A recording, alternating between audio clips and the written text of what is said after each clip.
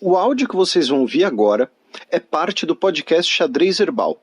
Caso vocês queiram ouvir mais sobre esse assunto e outros temas de política internacional, é só ir em xadrezverbal.com. Bem, então, sem mais delongas, passemos para o primeiro dos 2 blocos do Giro de Notícias.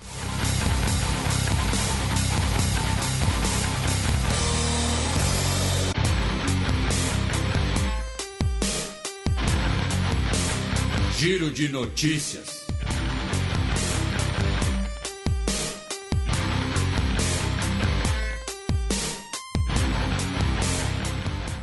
Notícia do último domingo, dia 15 de agosto. Israel convoca embaixador na Polônia, citando lei de restituição antissemita. O que aconteceu? A gente já falou aqui algumas vezes, né, sobre a Polônia e o papel da Polônia, né, no Holocausto, a disputa, né, histórica sobre qual teria sido, né, esse papel da Polônia no Holocausto, né? Então, o quanto os poloneses colaboraram, o quanto os poloneses foram forçados a colaborar, a Polônia, que naquele momento estava ocupada, né, pela Alemanha nazista, então teve toda aquela discussão por conta de uma série na Netflix, né, que falava de campos de extermínio poloneses e não campos de extermínio na Polônia.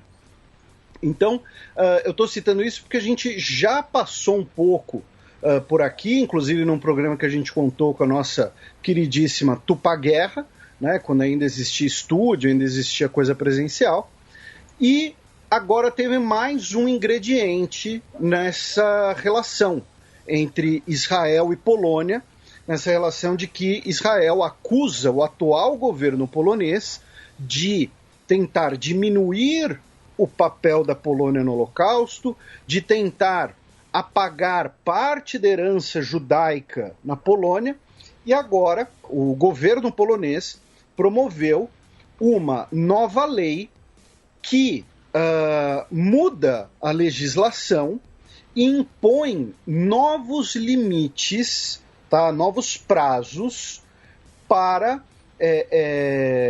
questões de restituição de propriedades ou de bens danificados ou confiscados durante a guerra. E essa lei, na prática, ao alterar os prazos, ela encerrou diversas pendências que existiam na justiça. Então, o que o governo fez foi, na prática, acabar com esses casos que estavam no judiciário. Então, o que são esses casos, né? Vamos dar aqui o exemplo mais simples, mais básico, né? Você tinha uma sinagoga numa cidade e essa sinagoga foi confiscada e transformada no escritório da prefeitura, tá? Num escritório público.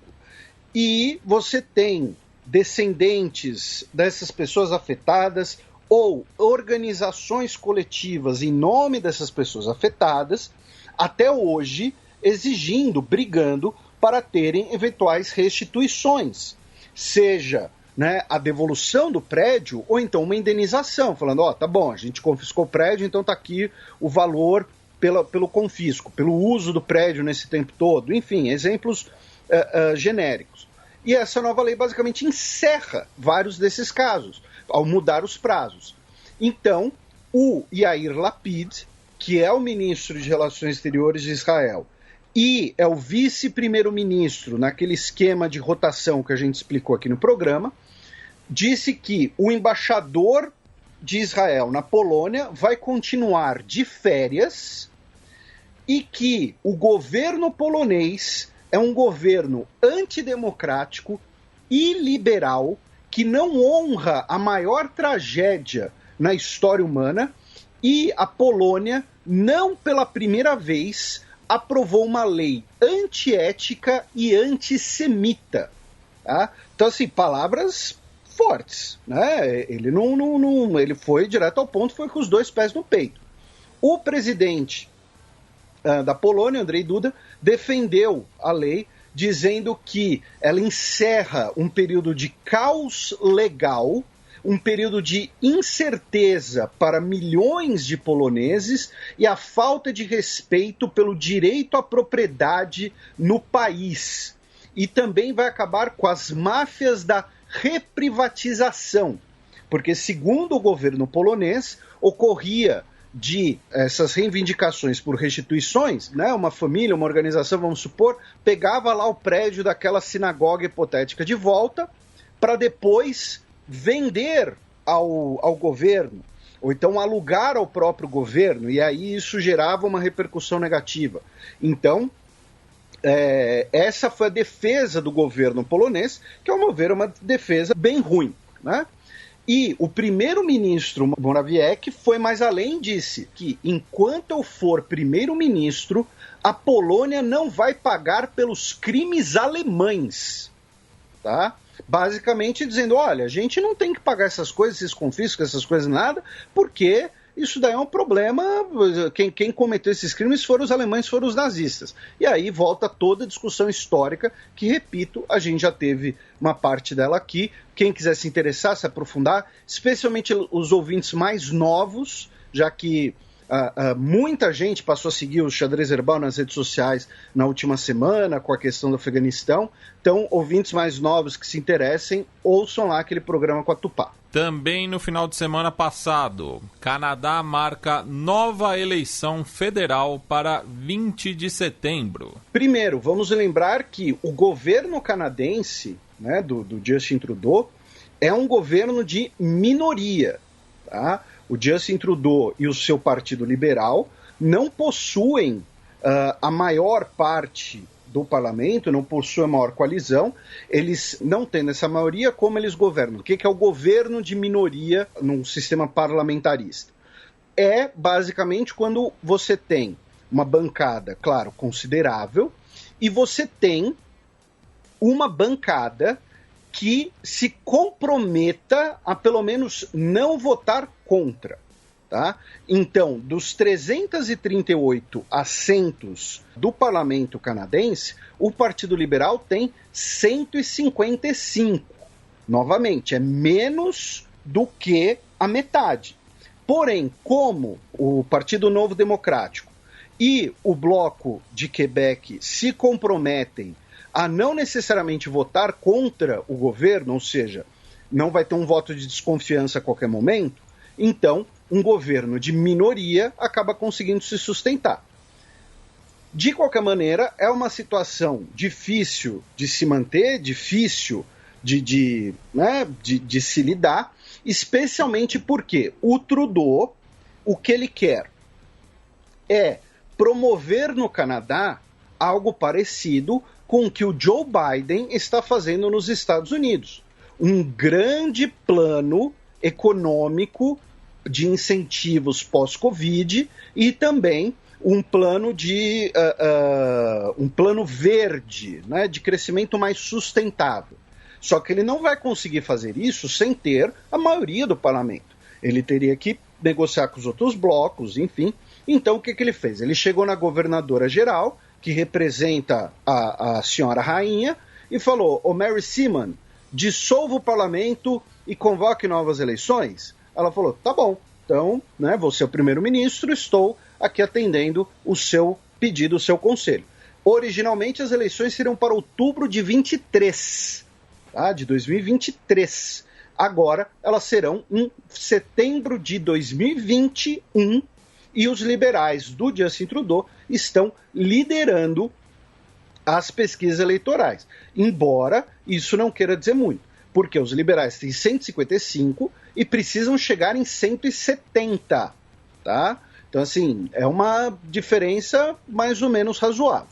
E naquele outro país anglófono mais ao sul do Canadá, um cara em Washington, perto do Capitólio, ele declarou que estava carregando bombas, né, na sua caminhonete, e depois de 5 horas de negociações com a polícia, ele se rendeu, chamado Floyd Ray Roseberry, 49 anos, da Carolina do Norte, e segundo a polícia, ele né, um apoiador do Donald Trump, que acredita nas teses de que foi um golpe, de que o Donald Trump venceu a eleição, mas a eleição foi fraudada e tudo mais. Ele explodiu a caminhonete, mas depois de 5 horas ele se rendeu. E, aproveitando, mandar um abraço para o nosso querido Gustavo Rebelo, da Flórida, e também para todos os nossos ouvintes da região do Canadá, que comentaram sobre o sorvete da Dairy Queen.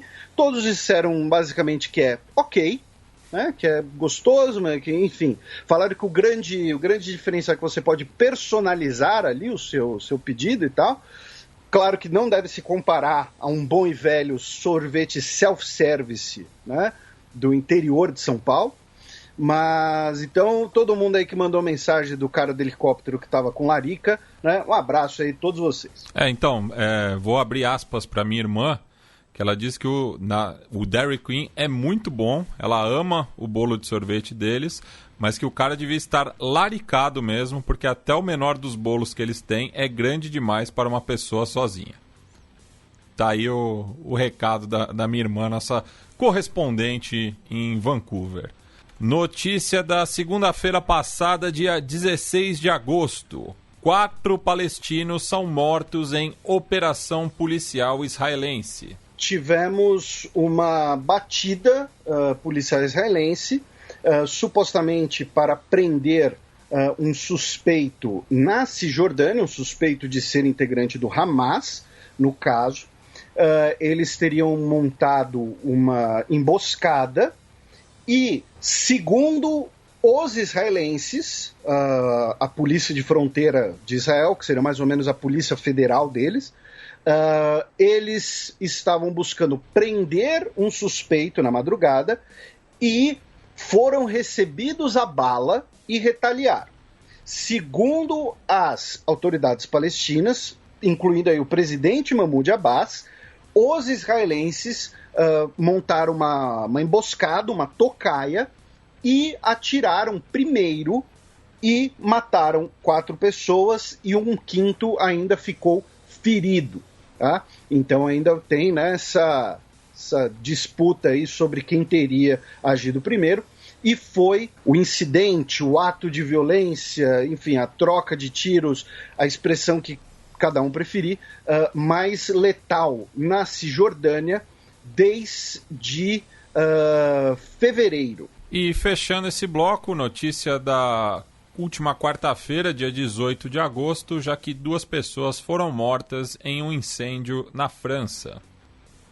Pois é, o sul da França, a região de Saint-Tropez, também está sendo afetada por diversos incêndios. A gente falou, né, dos incêndios no Mediterrâneo no programa passado.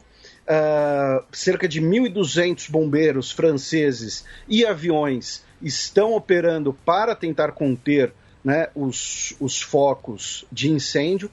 É possível que tenha sido caso de incêndio criminoso, inclusive, e aí o tempo seco e tudo mais acaba colaborando. Na Turquia, né, onde também nós temos muitos focos de incêndio, um avião bombeiro russo, que estava colaborando com as autoridades turcas, caiu e as 8 pessoas a bordo morreram. Tá? Dessas 8, 5 eram russos e 3 eram turcos, infelizmente.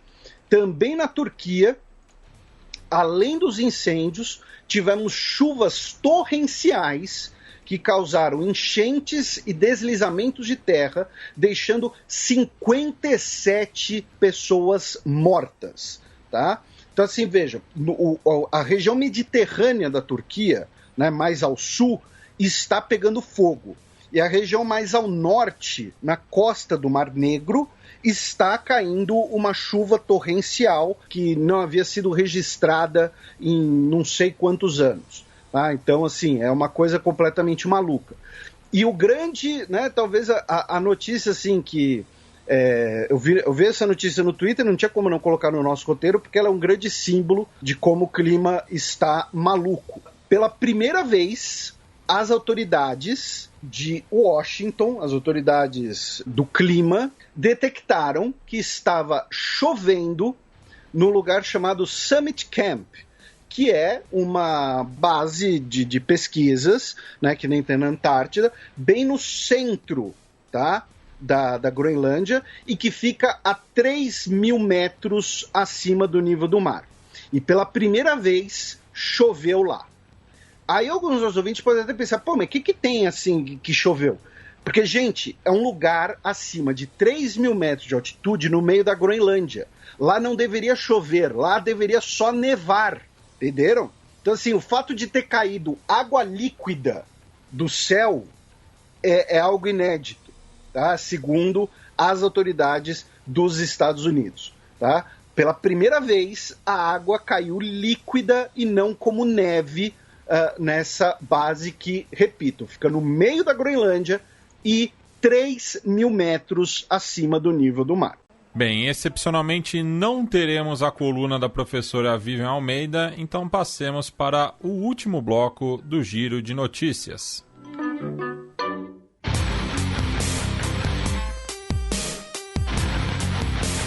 Giro de Notícias.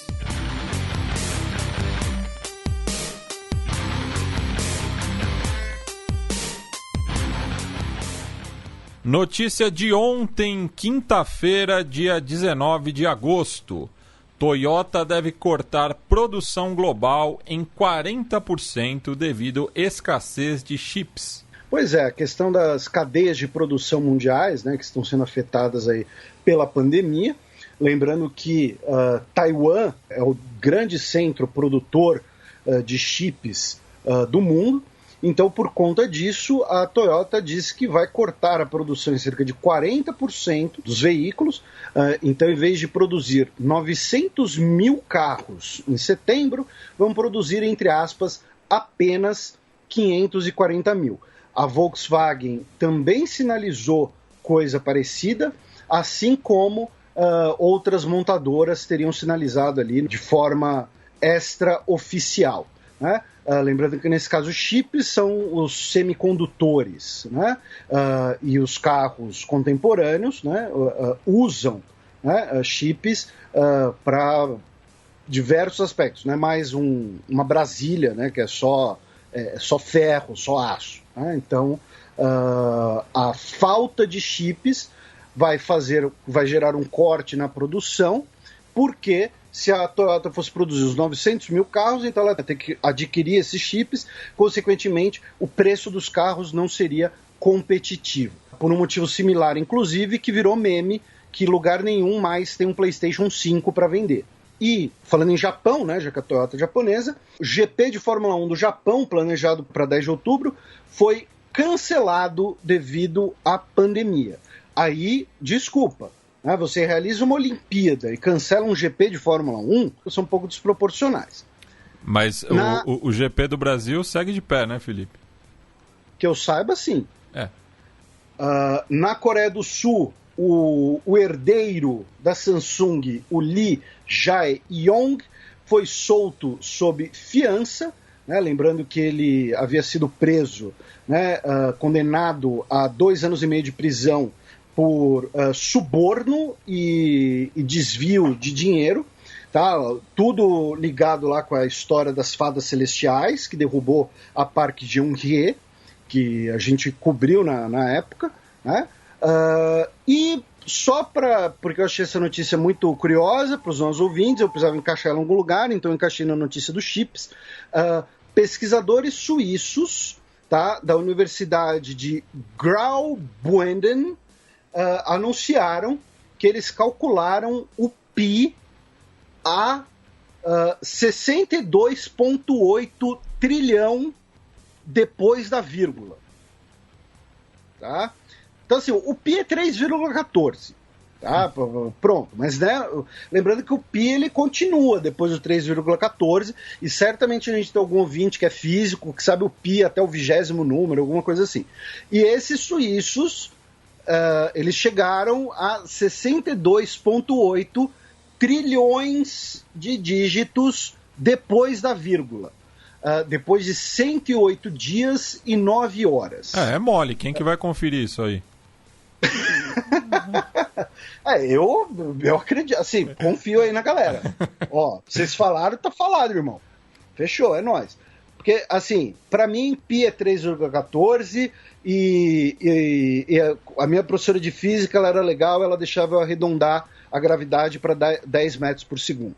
Né? Sendo que, teoricamente, é 9,8.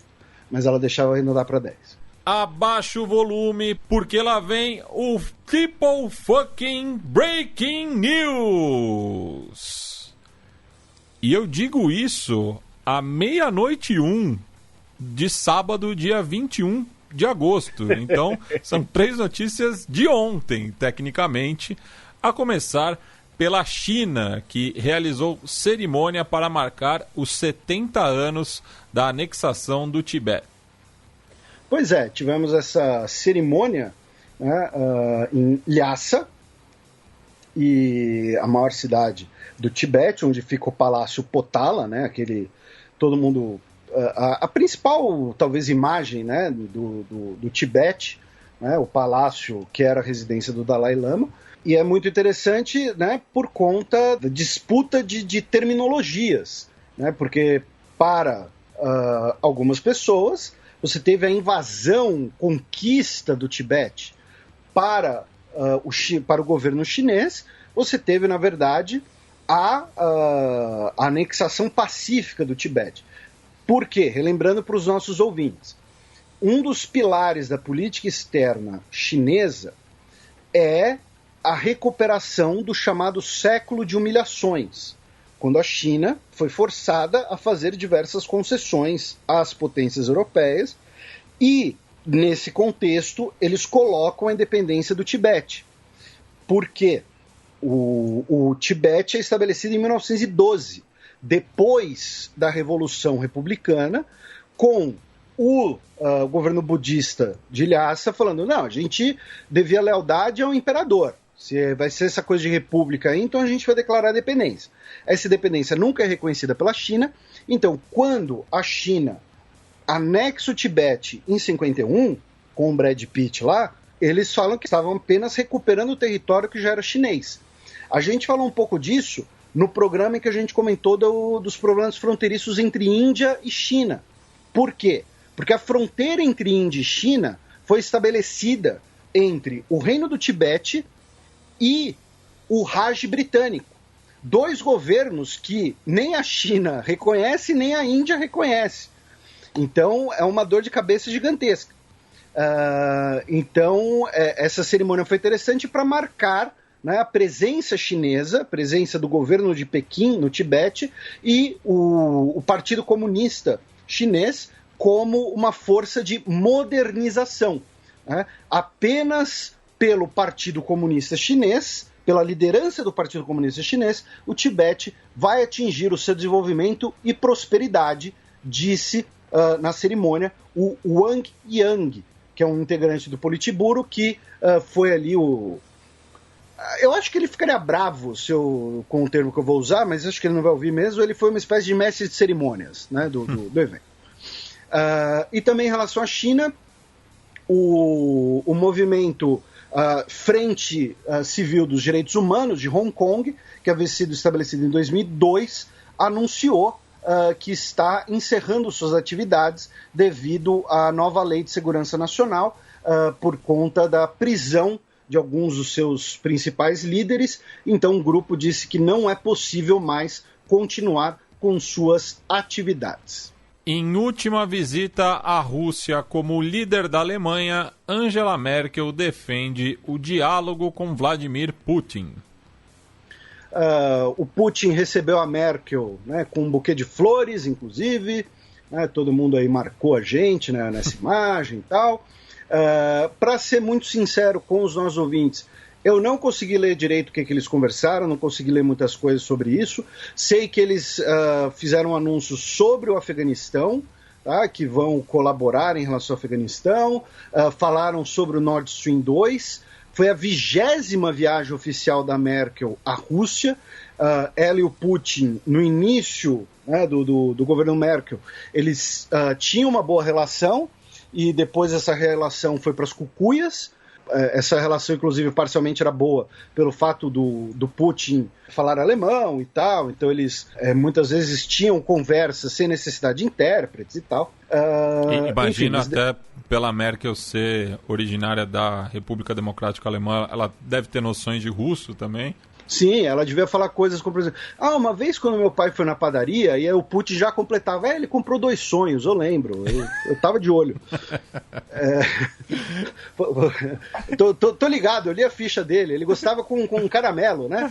Aí ela, né? Então, aí, mas... Então, eu vou pedir desculpas aos nossos ouvintes, porque eu não tive tempo de ler direito sobre isso, mas a gente, qualquer coisa, comenta na semana que vem. Outra manchete que chamou a atenção foi também que a Merkel pediu pela libertação do Alexei Navalny. E a outra notícia também em relação a questões russas e do mundo russo foi que o prefeito da cidade ucraniana de Kryvyi Rih, a 7ª mais populosa cidade da Ucrânia, foi encontrado morto com um tiro. Tá? Que isso tem a ver com a Rússia? Só porque a Ucrânia é ali do lado? Não, porque esse prefeito, o Konstantin Pavlov, ele era russófono de um partido pró-Rússia, tá? E foi encontrado morto, repito, a tiros. A polícia disse que não descarta nem suicídio, nem assassinato. Tá? Porém, um integrante do partido dele, chamado Vadim Rabinovich, postou uma foto nas redes sociais e que mostrava que a posição ali do corpo e tal, segundo ele, teria sido modificada tal para parecer suicídio. Ou seja, o partido dele, o partido pró-Rússia, plataforma de oposição, já está dizendo que, olha, não foi suicídio coisa nenhuma, mataram ele e pelas questões de tensões internas na Ucrânia. Bem, e por último, temos um político veterano que assumiu como primeiro-ministro da Malásia.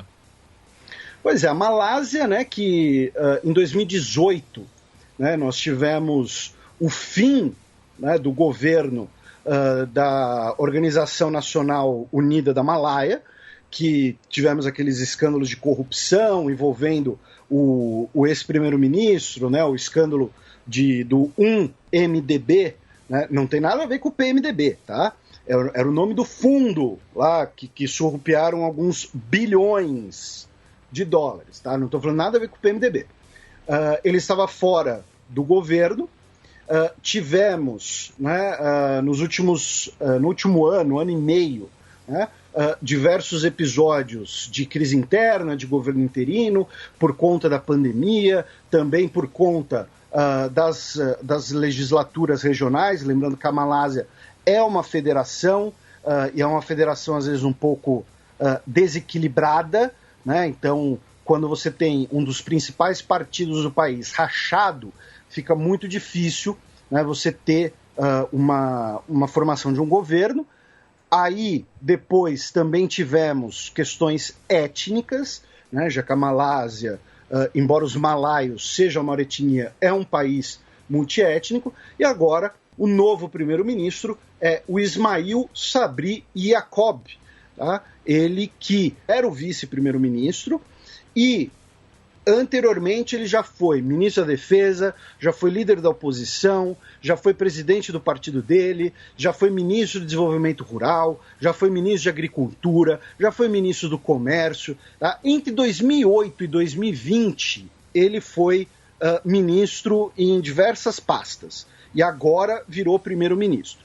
Então eu vou dizer que ele é tipo o Kassab da Malásia. Tá? Eu não sei se ele, não sei nada sobre ele, mas o fato dele ser ministro por 12 anos de diferentes coisas, eu vou chamar ele de Kassab da Malásia. Nem de direita, nem de esquerda, pela Malásia. Muito pelo contrário.